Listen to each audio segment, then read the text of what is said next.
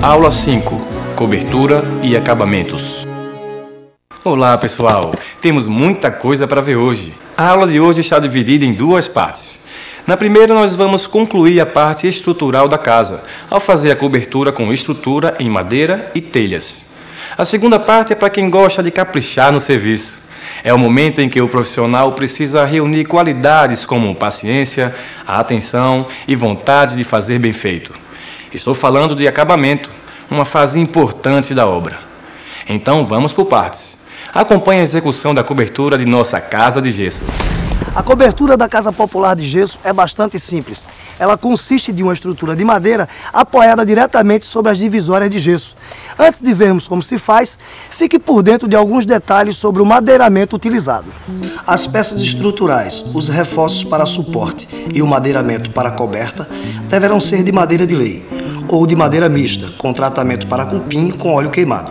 Toda a madeira será serrada e secada, com dimensões compatíveis aos vãos e cargas a suportar.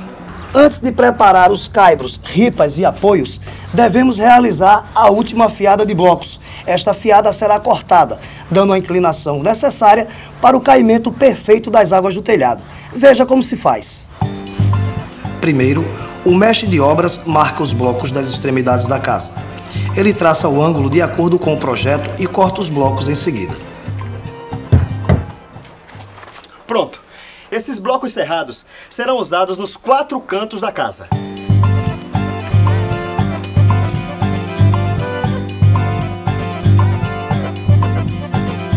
Depois, erga os blocos até a altura da cumieira, como manda o projeto. Com a trena, meça o ponto exato da cumieira e fixe um prego.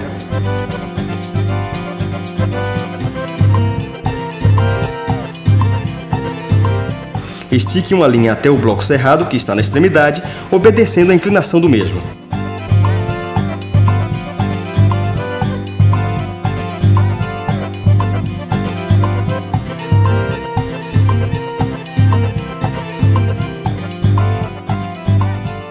Depois, com a ajuda da régua de pedreiro e um lápis, marque a parede.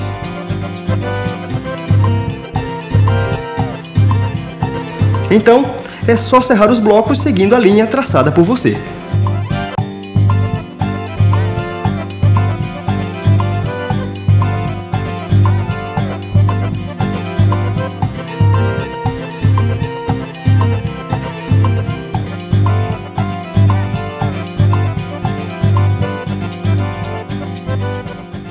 Como vocês podem ver ali na casa, seguimos com as paredes que receberão madeiramento do telhado. Elas têm a mesma altura e seguem o mesmo ângulo. Você acompanhou aqui a execução da primeira parede.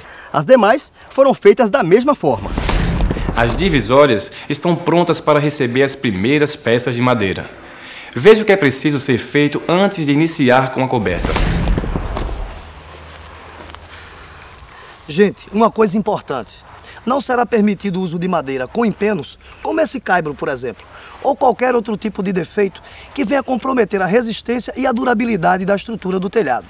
Agora vamos iniciar a fixação do madeiramento sobre as divisórias. Fique atento. As primeiras peças a serem instaladas são as linhas.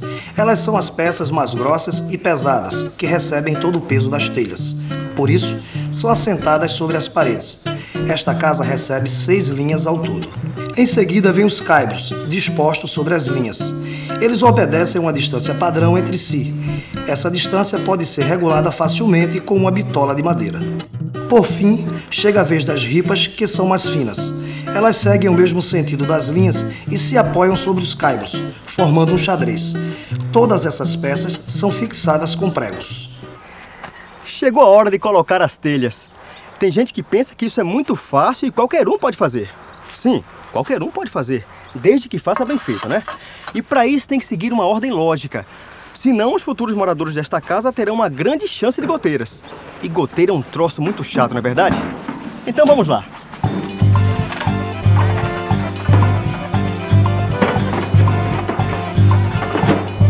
As telhas desta casa são de barro cozido do tipo canal.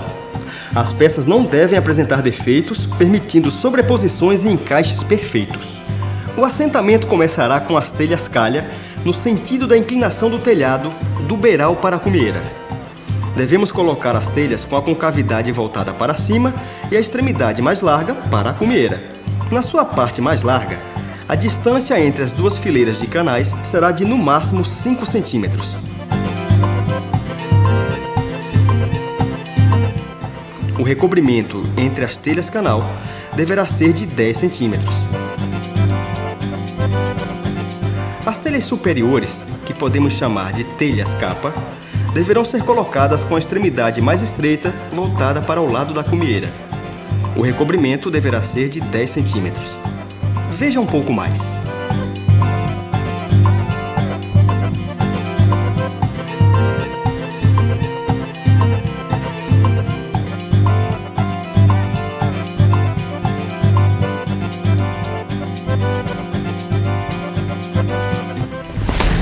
Fácil, não é? Continue prestando atenção e veja como são feitos outros detalhes do telhado. Repare no detalhe da cumieira.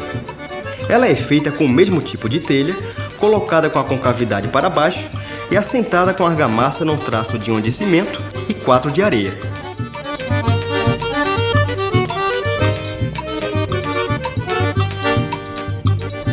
A telha cerâmica tipo canal, ela é mais indicada porque ela é encontrada em vários locais e as pessoas sabem como utilizá-la de uma forma mais sem grandes dados técnicos. Todo mundo sabe colocar a telha em cima da casa.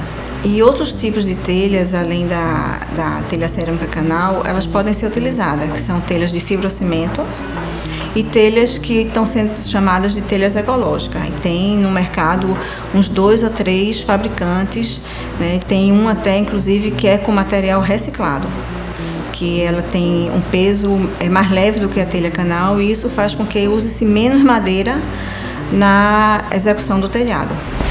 Vamos em frente com a segunda parte dessa aula. Agora damos início a uma nova fase, o acabamento. O acabamento é o cartão de visitas do bom profissional. É onde seu trabalho fica à mostra. Todo mundo percebe uma cerâmica bem assentada, rejuntos bem feitos, paredes lisas e perfeitas. Por isso, abra o olho e acompanhe de perto algumas das técnicas de acabamento em gesso.